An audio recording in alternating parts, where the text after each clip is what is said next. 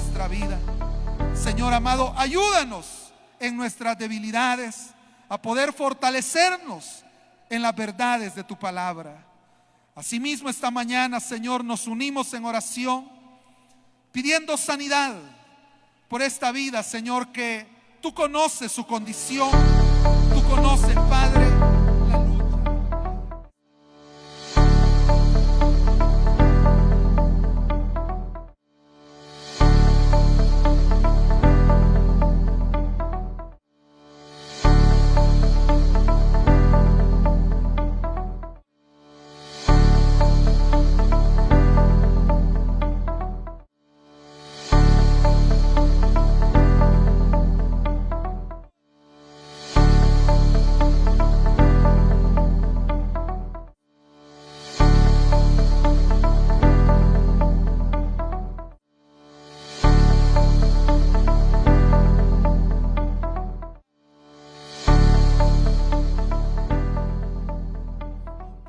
Dispuesto, Padre eterno, glorifícate y permíteles recibir, oh Dios, de ti la respuesta que anhelan, la respuesta que necesitan. Señor, de antemano te glorificamos porque confiamos que tú seguirás obrando a nuestro favor. Gracias te damos. Gracias, Señor, en el nombre de tu Hijo amado. A ti, Señor, sea toda la gloria y toda la honra. Gracias, mi Dios. Gloria a Dios. Les invito, hermanos, que abramos nuestras Biblias y vamos a leer en el Evangelio según San Lucas, capítulo 22, y vamos a leer del versículo 14 en adelante. Evangelio según San Lucas, capítulo número 22, versículo número 14 al 20. Si lo encuentra, me dice un fuerte amén. Dice así la palabra del Señor, Lucas 22, 14. Cuando era la hora, se sentó a la mesa y con él los apóstoles y les dijo: cuánto he deseado comer con vosotros esta Pascua antes que padezca. Porque os digo que no la comeré más hasta que se cumpla en el reino de Dios. Y habiendo tomado la copa, dio gracias y dijo: tomad esto y repartidlo entre vosotros, porque os digo que no beberé más del fruto de la vid hasta que el reino de Dios venga. Y tomó el pan y dio gracias y lo partió y les dio diciendo: esto es mi cuerpo que por vosotros es dado. Haced esto en memoria de mí. De igual manera, después que hubo cenado, tomó la copa diciendo: esta copa es el nuevo pacto en mi sangre, que por vosotros se derrama. Amén. Tenga la bondad de sentarse un momento. Esta mañana, amados hermanos y hermanas, el tema que quiero compartir se titula Un nuevo pacto. Ese es el tema que quiero compartir. Un nuevo pacto. Acá, hermanos, aclaramos que se le llama un nuevo pacto porque son las palabras que Jesús utiliza en este pasaje que hemos leído. Pero también, hermanos, se le llama nuevo pacto porque a la luz de la Escritura se sabe que antes de este pacto del cual vamos a hablar esta mañana, ya había un pacto anterior. Y antes de dar detalles, hermanos, sobre ese pacto anterior, debemos brevemente mencionar qué es un pacto. Un pacto, hermanos, es un acuerdo en el cual distintas partes se comprometen a cumplir lo que se ha acordado. Esto, hermanos, nosotros lo conocemos actualmente de distintas formas, ¿verdad? Por ejemplo, un contrato, se hacen contratos legales donde las personas quedan comprometidas con lo que en ese contrato está escrito. Pero de igual manera, hermanos, Dios hizo un pacto, y ese pacto es conocido como el pacto de la ley.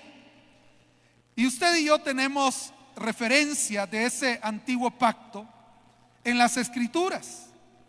Y en este pacto, hermanos, el Señor dio distintas ordenanzas, distintas leyes, en las cuales el Señor le decía a su pueblo: si ustedes guardan estos mandamientos, yo a ustedes los voy a guardar, los voy a proteger. Si ustedes guardan estos mandamientos, yo los voy a librar de sus enemigos, yo estaré con ustedes. Y el pueblo, hermanos, escuchaba la ley, y cuando a través de Moisés se le dio la ley, el pueblo también hizo su compromiso diciendo: nos comprometemos a guardar todos los mandamientos que el Señor nos ha dado por medio de Moisés. Y el pueblo reunido, hermanos, decía: amén, nos comprometemos a cumplirlo. Pero, hermanos, realmente en el pacto antiguo no se podía tener una relación con el Señor con la libertad que realmente Dios desea. Y quisiera que me acompañe a leer algunos versículos, porque aquí, hermanos, vamos a ver ciertos elementos acerca del pacto antiguo, del pacto de la ley. Dice Levítico 18:5. Levítico capítulo 18, versículo 5. Por tanto, guardaréis mis estatutos y mis ordenanzas, los cuales haciendo el hombre vivirá por ellos, yo Jehová. Ahí, hermanos, encontramos cómo en la ley se establecía que para alcanzar la justificación delante de Dios, para alcanzar la vida que viene de Dios, era necesario, como dice acá, guardar sus mandamientos y sus estatutos. Sin embargo, hermanos, ningún ser humano estaba en la capacidad de poder cumplir plenamente todos los mandamientos. De tal manera que el Señor, entre los mandamientos que dio el día de reposo, en el cual el Señor dijo: no deben hacer nada, ni trastes tienen que lavar ese día. Qué bendición, ¿verdad? Día de reposo, día de descanso. ¿Cuántos descansan? Pero de verdad, hermano, un día que usted dice: hoy solo voy a ir al culto y de ahí no voy a hacer nada más. A veces es el día que más trabajamos, quizás, pero es importante el descanso. Pero no es el tema hoy. Pero el Señor dijo: deben guardar el día de reposo. Pero la Biblia, hermanos, narra de cómo una persona, teniendo otros 6 días durante la semana, decide ir a recoger leña el día de reposo. Ese día el Señor lo único que esperaba de esa persona era que descansara. Pero esta persona dijo: ay, qué aburrido estar sin hacer nada. Qué aburrido, ¿verdad? Como no habían tablets, ¿verdad? No habían celulares, qué aburrido. Voy a ir a recoger leña en día de reposo. Entonces, ¿qué ocurrió? Que a ese fulano al final lo terminaron matando por orden de Dios, hermano, por haber desobedecido. Pero ¿a qué quiero llegar? Es que para todos, hermanos, y por eso puse de ejemplo ese mandamiento, porque podía mencionar cualquier otro, pero en nuestra lógica, sí o no, hermanos, que parecería fácil de cumplir ese mandamiento de descansar, de no hacer nada, sí o no. Dicen que en esta generación Hay muchos que no les cuesta cumplir ese mandamiento de descansar, ¿verdad? Dicen, ¿verdad?, que pasan horas en la cama, se dan vuelta para un lado, para la otra, y con el celular aquí, luego para acá, y así. No les cuesta mucho cumplir ese mandamiento. Pero, hermanos, en este caso, ¿qué ocurre? Como dije, en nuestra lógica humana parecería fácil de cumplir, ¿sí o no? Pero aunque parecía tan fácil, imagínense, terminó quebrantando el mandamiento de Dios. ¿Por qué, hermanos? ¿Por qué? Porque en el ser humano hay una naturaleza pecaminosa que nos inclina a ir en contra de la voluntad de Dios. Entonces, en el pacto antiguo, la ley no capacitaba al ser humano para cumplir las exigencias, y como ya leímos en Levítico, dice que el ser humano, el hombre, alcanzaría la vida al cumplir, al guardar las ordenanzas del Señor. Leamos ahora en Gálatas capítulo 3, versículo 12, que también está haciendo referencia a la ley.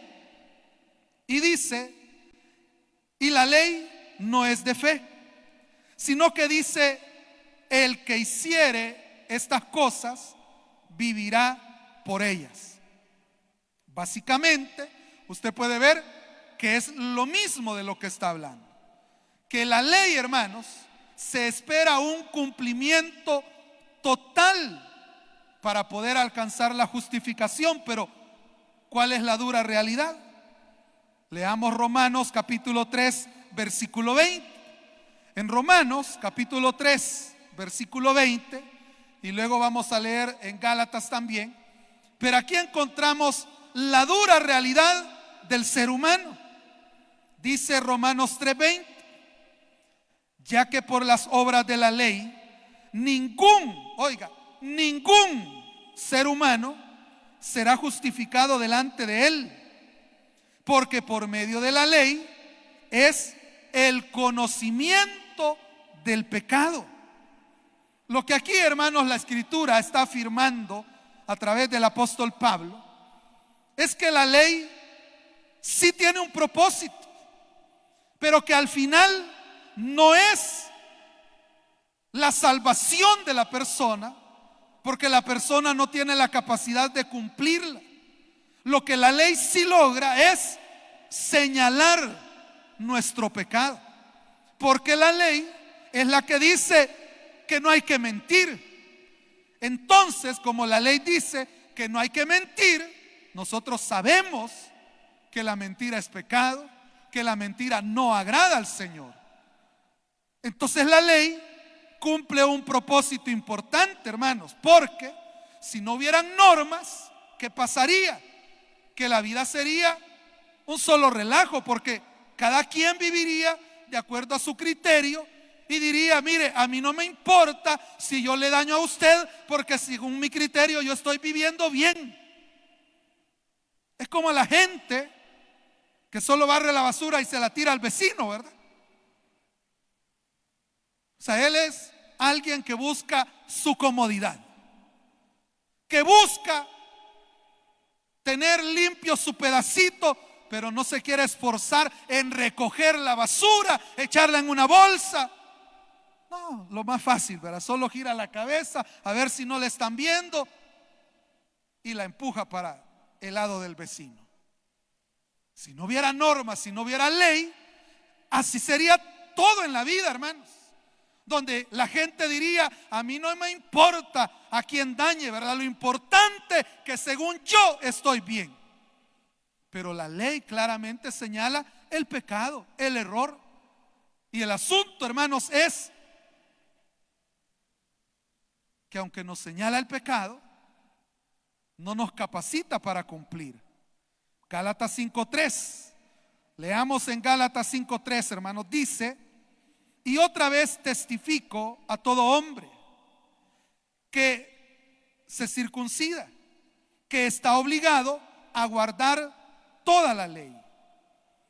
Hermanos, hemos dicho ya que el hombre está incapacitado para guardar todas las demandas de la ley. Pero el principio en la ley es que si usted quiere tratar de encontrar la justificación por la ley, debe guardarla toda. Porque si no la guarda toda, de nada le sirve guardar el 90% de la ley. Porque la Biblia enseña que si quebrantamos un mandamiento, hemos quebrantado toda la ley. Entonces, hermanos, ¿cómo queda el ser humano ante Dios? En el antiguo pacto, en la ley, usted recordará que Dios proveyó, por ejemplo, ciertos sacrificios. Esos sacrificios, sobre todo, hermanos, hacer énfasis en lo que la Biblia llama el día de la expiación. Era, hermanos, un día en el cual se ofrecía un sacrificio por el perdón de los pecados del pueblo. Y era, hermanos, el sumo sacerdote el que debía mediar entre Dios y los hombres. Pero en ese lugar donde se realizaba, hermanos, el sacrificio, los seres humanos comunes no podían ingresar. No podían ingresar. Estaba, hermanos, restringido el acceso. Las personas se quedaban afuera del templo. Es, hermanos, como que les dijéramos a ustedes: les invitamos al culto el domingo, pero que todos se quedaran afuera. Y le dijeran: es que usted no es digno de entrar acá. Así que le invitamos al culto de domingo, pero quédese ahí, por la entrada, de ahí va a participar usted, desde afuera. ¿Cómo sentiría usted venir a un culto donde se está predicando acá, pero no hay nadie adentro, todos están afuera? ¿Cómo sintiera usted? Y le digan: es que usted no es digno de estar ahí adentro. Así era en el tiempo de la ley, hermano. Era el sacerdote el que ministraba dentro del templo, pero la congregación estaba afuera. ¿Pero por qué? Porque se quería dar un mensaje. El mensaje era: ustedes son pecadores, y aquí adentro se va a ofrecer un sacrificio por el perdón de sus pecados, pero aún así ustedes no pueden entrar.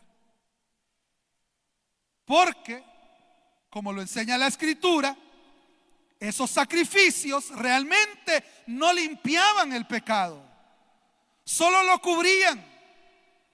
Y el Señor les daba otra oportunidad, un año más, y el siguiente año tenían que volver y participar del día de la expiación, pero desde afuera.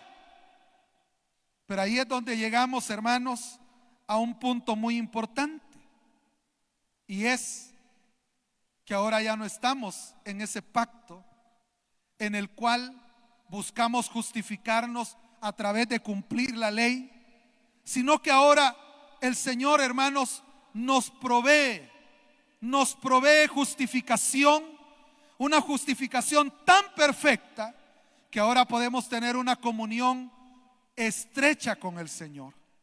Ya no es una relación a la distancia, a través de un sacerdote, sino que ahora tenemos una relación directamente con nuestro Señor Jesucristo. Veamos, hermanos, en Lucas 22, donde iniciamos leyendo, el versículo 14, dice: cuando era la hora, se sentó a la mesa y con él los apóstoles, y les dijo: cuánto he deseado comer con vosotros esta Pascua antes que padezca. Acá, hermanos, usted puede ver que para Jesús esto, hermanos, era un momento de comunión, era un momento de intimidad, y el Señor estaba en ese lugar, en ese momento, con aquellas personas con las que Él tenía más cercanía, más unidad. Y él dice, cuánto, ¿verdad? Expresa él, cuánto he anhelado este momento, ¿verdad? Cuánto he deseado este momento, poder comer la Pascua con ustedes. Es decir, que para el Señor era un momento de comunión con ellos. Esto es algo importante que debemos entender en el nuevo pacto, hermanos. En el nuevo pacto, el Señor nos abre las puertas de par en par para que podamos disfrutar de una comunión estrecha con el Señor. Usted no tiene que sentirse lejos de Dios. ¿Cómo se siente esta mañana? Porque a veces uno pudiera estar en un culto y sentirse lejos del Señor. Uno pudiera estar en un tiempo de adoración, en un tiempo de palabra y sentirse lejos.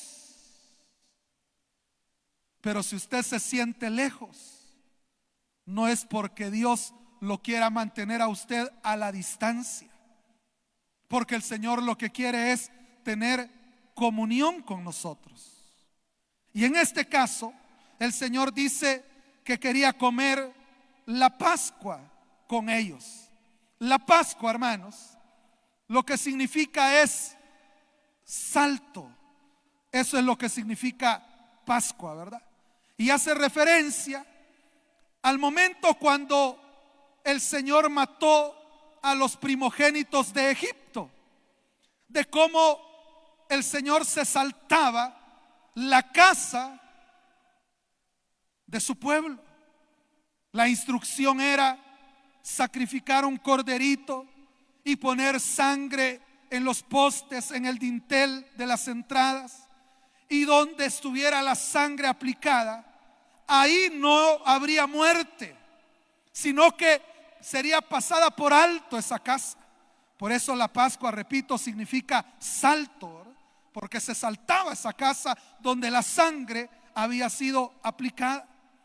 Y Jesús, siendo judío, al igual que sus apóstoles, estaban celebrando la Pascua. Pero esta, hermanos, sería la última Pascua que iban a celebrar sus seguidores. Porque a partir de acá ya no se va a conmemorar la salida de Egipto, que era lo que se conmemoraba en la Pascua. El pueblo recordaba cómo Dios había extendido su mano poderosa y los había librado de la esclavitud en Egipto. Eso se conmemoraba en la Pascua, de cómo el Señor había matado a los primogénitos de Egipto, pero había guardado a los primogénitos de Israel.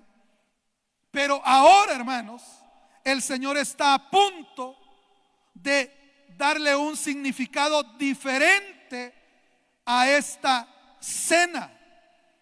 Después de ser conocido como la Pascua, ahora nosotros le conocemos como la cena del Señor, ¿verdad?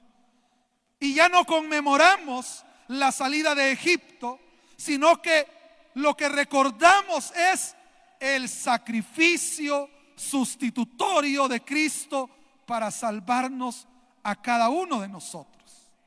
Entonces, hermanos, el Señor le dice: cuánto he deseado comer con vosotros esta Pascua antes que padezca.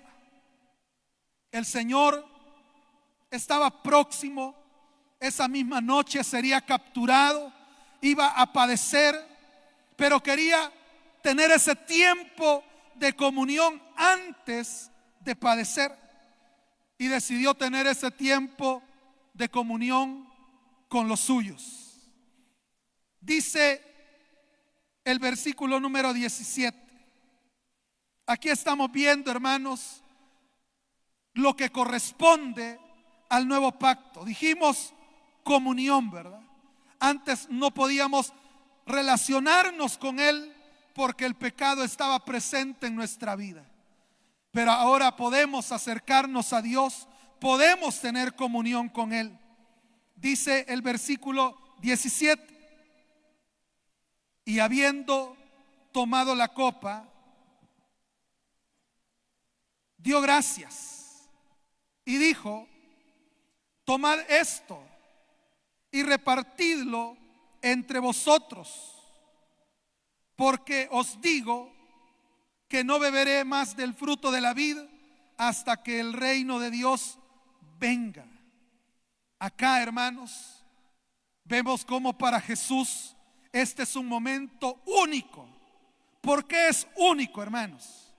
Porque el Señor está acá en el momento de la transición del antiguo pacto al nuevo pacto, hermanos. Está en el momento que se va a dar paso de el pacto antiguo, que era la ley, al nuevo pacto, que es la gracia. Hermanos, para Jesús era un momento especial, un momento único, al punto que, como era la costumbre, hermanos, se cree que habían 4 momentos en los cuales durante la Pascua se tomaba de la copa. La mayoría cree, hermanos, que en este caso, este versículo se refiere al primer momento cuando se toma la copa. Pero el Señor viene y dice: tomen la copa, repartan entre ustedes. Pero luego el Señor hace una afirmación y dice: después de hoy no volveré a probar el fruto de la vid. Fíjese, para un judío, Jesús era judío, que había crecido en esa cultura casi como típico salvadoreño, ¿verdad? Que cuando come o toma café o toma soda, ¿verdad? Y el que no hace eso, algunos dicen, no es salvadoreño, ¿verdad? Pero creo que las cosas van cambiando en algunas personas. Pero para un judío, tener, hermanos, vino en la mesa era lo más normal. Era parte de su vivencia, de su cultura. Pero ahora viene el Señor y dice: después de hoy no beberé más del fruto de la vid hasta que el reino de Dios venga. O como lo dice, hermanos, en otro pasaje, hasta que sea esa gran reunión gloriosa del Señor con nosotros, hermanos. Usted sabe que al final de los tiempos nos esperan las bodas del Cordero, ¿verdad? Donde habrá una gran cena y dice el Señor: ahí lo voy a volver a probar para celebrar ese gran triunfo. Pero note, ¿por qué el Señor hace esta declaración y dice: hoy es la última vez que yo lo pruebo? Porque para el Señor, hermanos, este momento de la transición era un momento único, un momento especial. Y a veces, aunque somos cristianos, no logramos discernir, hermanos, lo que significa pasar del antiguo pacto al nuevo pacto. Porque en el antiguo pacto era, hermanos, cargar sobre nosotros la carga pesada del pecado. Porque la ley decía: tienes que cumplirlos todos, de lo contrario no puedes tener comunión conmigo. Y la gente, hermanos, vivía en esa angustia de querer cumplir las demandas de la ley, y por más que se esforzaba, nunca podía alcanzar la certeza de que ya era justificado delante de Dios. Pero en el nuevo pacto, hermanos, Jesús dijo: los que están trabajados y cargados. A veces pensamos que esas palabras se refieren: mire, si usted es albañil y ha estado trabajando duro todo este mes y ya no aguanta el cuerpo, venga Cristo y va a descansar. No, no se refiere a eso. Se refiere a esa carga pesada de la demanda de la ley. Y el Señor le dice: si alguno está cargado y trabajado, venga a mí y va a hallar descanso. Y el Señor decía: lleven sobre ustedes mi yugo. Y les decía: porque mi carga es ligera. O sea, el yugo de seguir a Cristo, decía él, ese no pesa, ese como que fuera de Durapax, ¿verdad? Livianito. No es una carga pesada. Entonces, repito, a veces no comprendemos lo que significa pasar del antiguo pacto al nuevo pacto. ¿Por qué? Porque veamos los versículos que siguen, hermanos. Versículo 19. En el nuevo pacto, Jesús toma nuestro lugar. En el antiguo pacto, las exigencias de la ley eran para usted y para mí. Y era, tú tienes que cumplir a cabalidad. Pero usted sabe que Cristo vino a cumplir la ley, ¿verdad? Él la cumplió a cabalidad. Y dice Lucas 22:19, y tomó el pan y dio gracias y lo partió y les dijo, y les dio diciendo, esto es mi cuerpo que por vosotros es dado. Haced esto en memoria de mí. En el antiguo pacto, hermanos, cuando se celebraba la Pascua, se comían panes sin levadura, se comían hierbas amargas, y el propósito era ilustrar cómo a ellos les tocó salir deprisa de Egipto.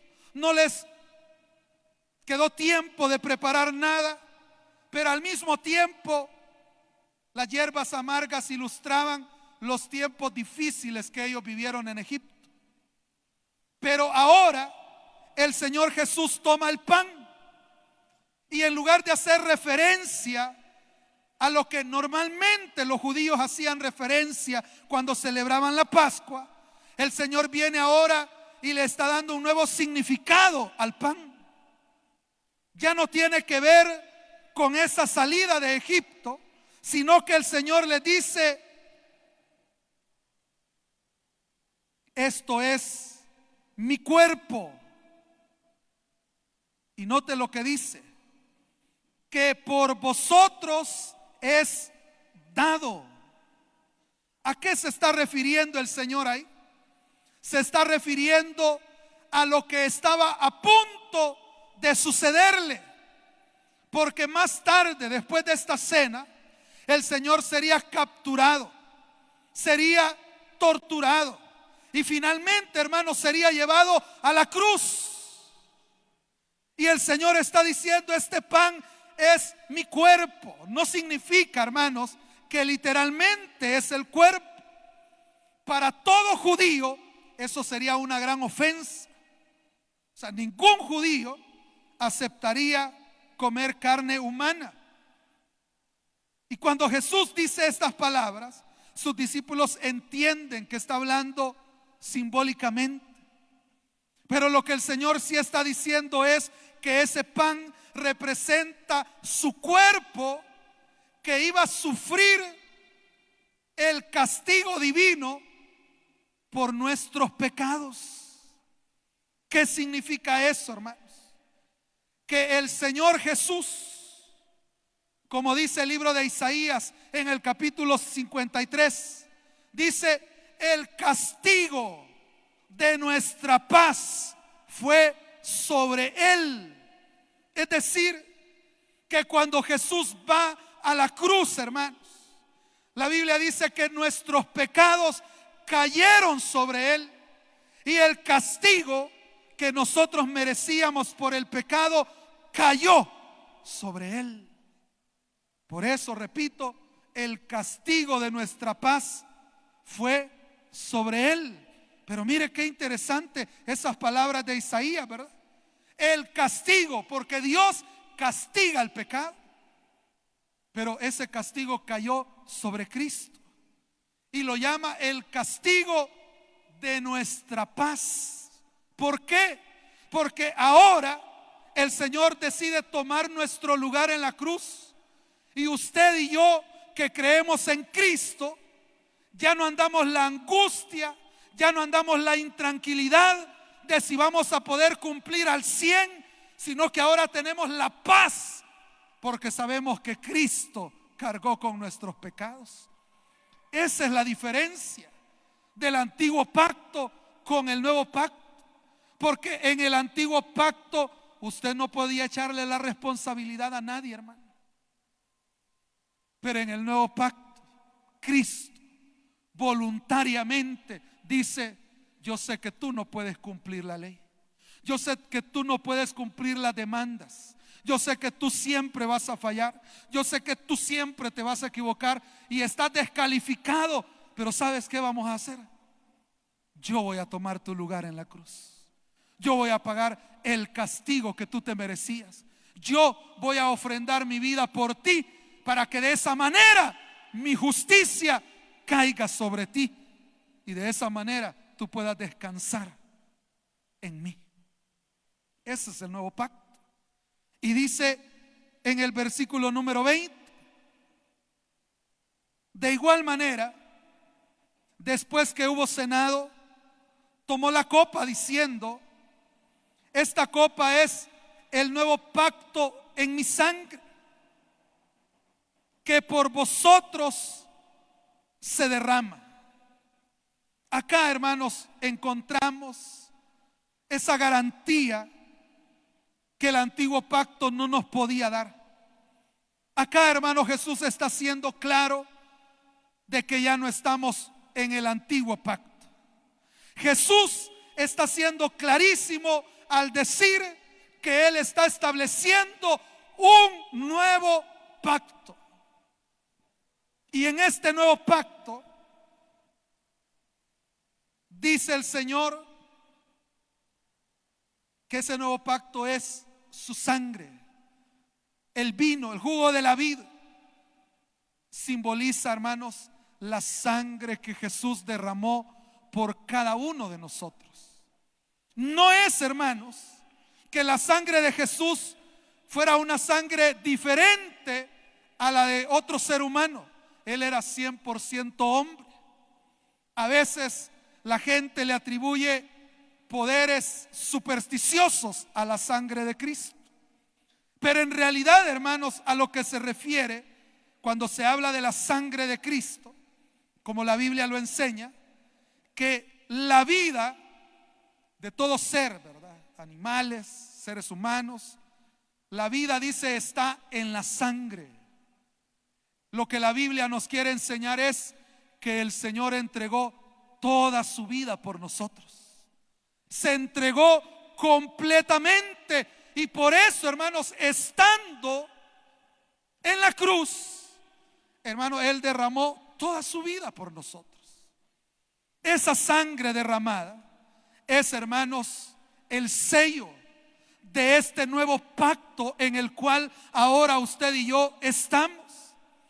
Y en este nuevo pacto, la gran diferencia es que la garantía, hermanos, la garantía de nuestra redención, de nuestra justificación, no es si usted logra una vida de perfección.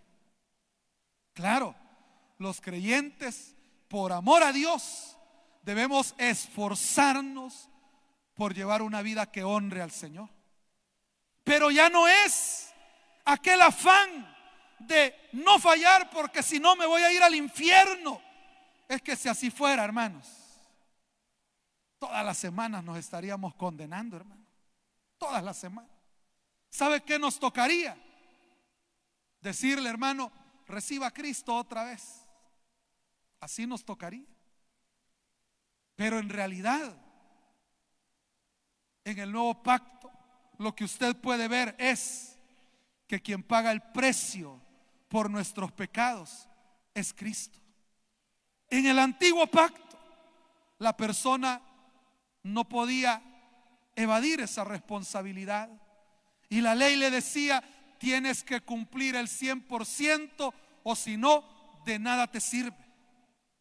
¿Se recuerdan ustedes de aquel joven rico que quería seguir al Señor? Y le dijo: Señor, yo quiero ir contigo. Y el Señor le dijo: vaya, está bien. Entonces tienes que guardar los mandamientos. ¿Cuáles?, preguntó. Y el Señor le empezó a decir: honra a tu padre y a tu madre. no robes, no adulteres. Todo eso lo he guardado desde pequeño, dijo él. Qué bueno, le dijo el Señor. Entonces solo una cosa te falta: vende todo lo que tienes y dáselo a los pobres. Dice la Biblia que ahí ya no le gustó, ¿verdad? Porque tenía demasiadas riquezas. Entonces dice que se fue y ya no siguió al Señor. Y entonces Jesús dijo: qué difícil es que un rico entre, ¿verdad?, al reino de los cielos. Pero fíjese, este joven, según él, se sacaba 10 guardando la ley. Pero cuando el Señor le pasa el examen, salió reprobado. Entonces nosotros, como ya sabemos que vamos a ser reprobados, mejor ni nos hagamos el examen, ¿verdad? ¿Qué hacemos?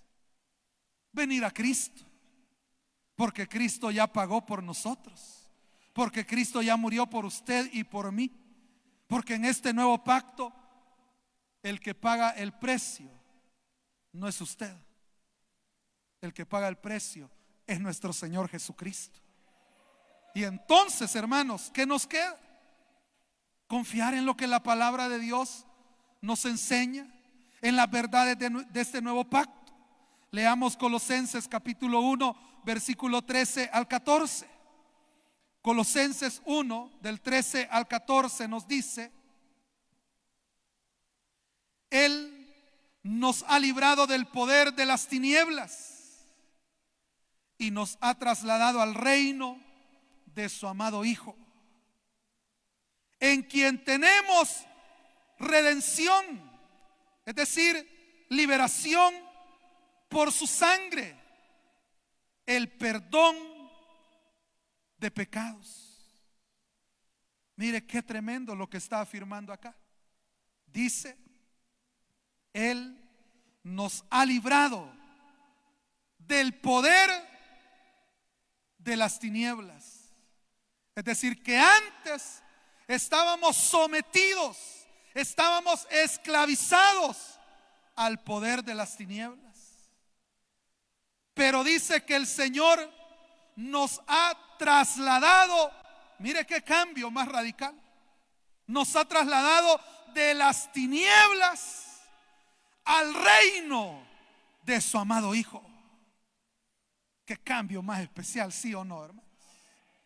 Pero yo le pregunto, ¿menciona algo ahí de que usted logró salir de las tinieblas?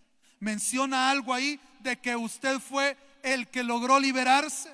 ¿Menciona algo ahí de que fue usted o fui yo los que tuvimos ese logro? No. Lo que dice que fue Él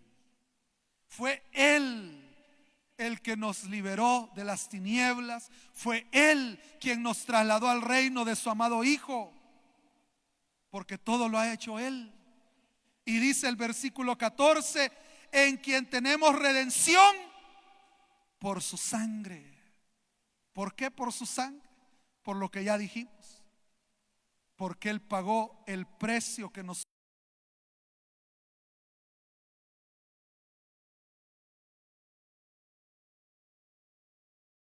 tan pero tan perfecto, como dice la parte final, ¿verdad? Nos ha dado el perdón de pecados.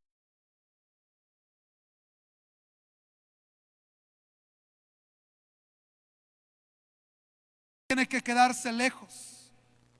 Usted puede venir al Padre a la hora que quiere y decirle: Señor, gracias por haberme liberado de las tinieblas, gracias por haberme perdonado. Y no va a faltar momentos cuando el diablo va a querer minar su mente y le va a querer decir: tú no eres digno de tener una comunión con el Señor. El diablo va a venir a su mente y le va a decir: tú no mereces tener un privilegio, tú no mereces nada. Y usted dígale: es cierto, no me merezco nada, pero Cristo murió por mí, ¿verdad? Cristo pagó por mí. Así que cállate, diablo chuco, ¿verdad? Ya estuvo. Hermanos, qué bendición estar en el nuevo pacto. Ese nuevo pacto donde el Señor tomó nuestro lugar, Y podemos ahora nosotros disfrutar de un verdadero perdón, poder disfrutar de una verdadera comunión con el Señor. Así que esta mañana, ¿por qué no le agradece al Señor? Porque cada uno de nosotros, hermanos, no éramos capaces de cumplir la demanda de la ley. Si no hubiese un nuevo pacto, piensa, hermanos, ¿qué esperanza tendríamos? Ninguna.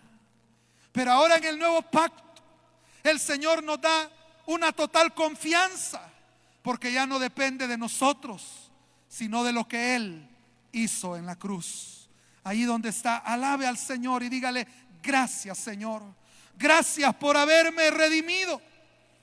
Esta mañana rápidamente yo quiero invitar, si hay alguien que necesita recibir a Jesús como su Salvador personal, o necesita reconciliar con el Señor, levante su mano en alto y vamos a orar por usted. Aquí puede haber personas esta mañana que no se entregan porque dicen: es que yo tengo miedo no poder cumplir, es que yo tengo miedo fallar. Lo más seguro es que si vienes a Cristo vas a encontrar la paz, porque Él te va a demostrar que ya Él pagó el precio por tus pecados. ¿Hay alguien esta mañana que se rinde al Señor por primera vez? ¿O alguien se reconcilia? Levante su mano ahí donde está. Hoy es el momento para que usted rinda su vida a Él. Aquellos que se han alejado del Señor y no están disfrutando esa vida de comunión con el Señor, esa comunión que el Señor quiere que disfrutemos en este nuevo pacto, tú no lo estás disfrutando porque te has apartado. Pero no es Dios el que te ha alejado, eres tú el que se ha alejado. Pero esta mañana Dios también te da a ti la oportunidad de volver a empezar. Solo tienes que recordar que Él pagó por tus pecados, y puedes venir a Él esta mañana y decirle: Señor, una vez más te pido perdón, una vez más te pido que me limpies. ¿Hay alguien que se reconcilia con el Señor? ¿O alguien que lo recibe como su Salvador? Levante su mano en esta mañana. Hago la última invitación, hago el último llamado esta mañana. Con esto cierro la invitación. Si hay alguien, venga a Cristo. Es el último llamado que estoy haciendo y oramos al Señor. ¿Hay alguien? Pero si nadie, solo damos gracias. Gracias, Jesús, por ese nuevo pacto en el cual nos permites poder venir a una relación estrecha, cercana, poder venir a un tiempo de descanso, porque sabemos que tú tomaste nuestro lugar, porque sabemos que tú, Señor, pagaste el precio por nuestro pecado. Gracias te damos. A ti la gloria y la honra por siempre, Señor. Gracias, Jesús.